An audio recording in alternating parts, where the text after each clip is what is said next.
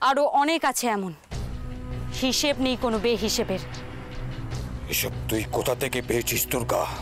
আমি যেখান থেকেই পাই না কেন। এখন তোমার আসল জাল এসব প্রমাণ করা মুশকিল আছে। এত বার বাড়িস না যাতে। কেন, কি করবে তুমি?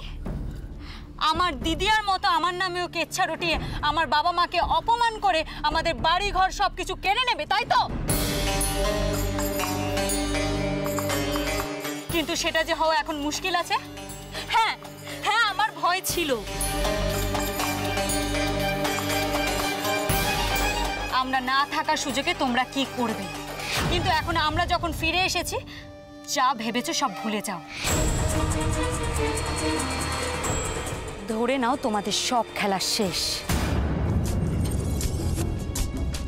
কি বললি? আরেকবার বল।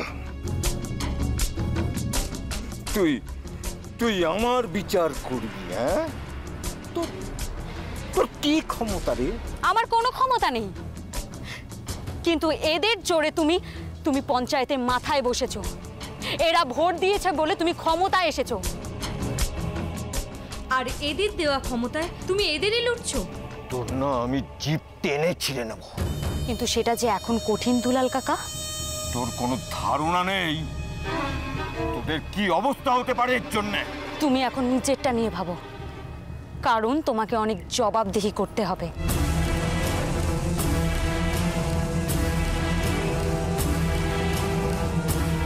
সুবল কাকা, এ নাও, এটা তোমার বাড়ির দলিল।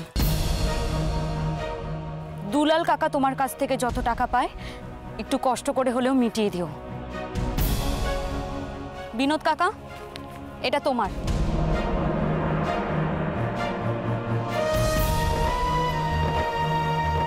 লতা পিসি, এটা তোমার।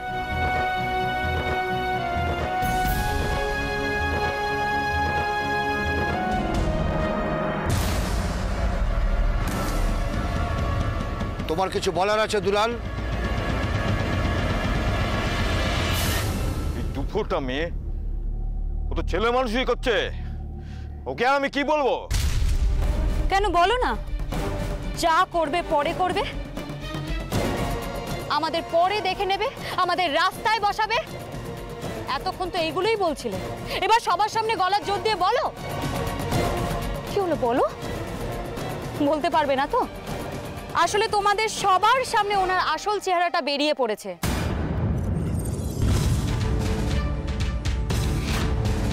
এবার আপনারা বুঝতে পারছেন তো, এই লোকটা রাজনীতির আড়ালে সবাইকে ঠকিয়েছে।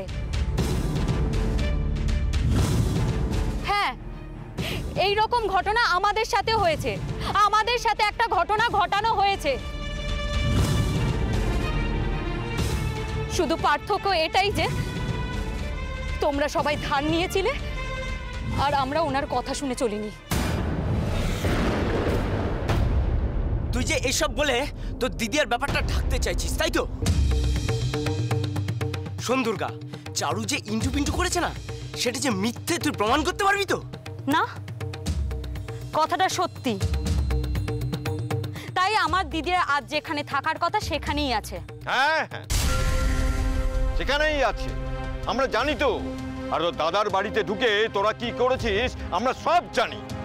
তোমরা ভালোবাসা কি সেটা জানো? বোধ আছে কোনো? বোধ থাকলে ওই ছবিগুলো নিয়ে তোমরা এরকম কুৎসা রটাতে পারতে না। আর একটা কথা জেনে রাখো, আমরা ওই বাড়িতে গেছিলাম শুধুমাত্র প্রতিবাদ করতে। ভাবিনি কোনোদিনও ওরকম একটা ঘটনা ঘটবে। আমার দিদিয়া ইচ্ছে করে ওখানে যায়নি। তোমাদের মন্ত্রী অভিরূপ মুখার্জির ছেলেই আমার দিদিয়াকে নিজের স্ত্রী বলে স্বীকৃতি দিয়েছে।